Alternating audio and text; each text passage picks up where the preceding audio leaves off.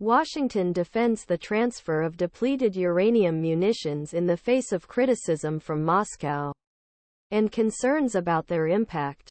The United States has announced plans to supply depleted uranium munitions to Ukraine thwart an attack by the Russian military, prompting harsh condemnation from Moscow. The planned transfer, announced Wednesday as part of a $1 billion U.S. aid package to Kiev, also raised questions about the possible effects of depleted uranium on civilians in Ukraine. U.S. President Joe Biden's administration defended its decision, and a White House spokesman told reporters the munitions do not pose a radioactive threat. They are much more dense than conventional tank rounds. However, there is no carcinogenic or radioactive threat posed by depleted uranium rounds, said John Kirby, a spokesman for the U.S. National Security Council.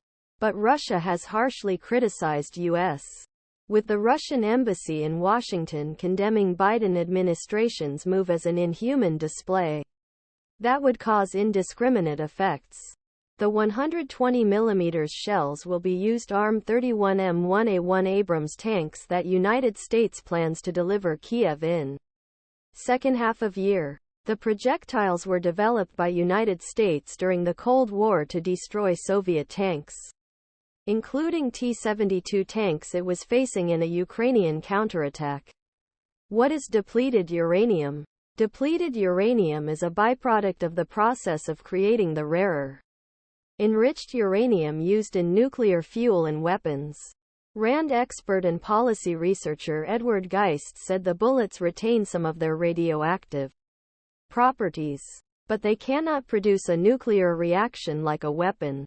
It's so dense and has such great acceleration that keeps going through the armor and heats it up so much that catches fire. Geist said, when a DU penetrator hits a target, the surface temperature increases significantly, according to the Oak Ridge Associated University's Museum of Radiation and Radioactivity in Tennessee, USA. And when this depleted uranium penetrates a target, the pyrophoric nature of uranium increases the likelihood of vehicles' fuel and/or ammunition detonating, as larger fragments tend to chew through whatever is inside.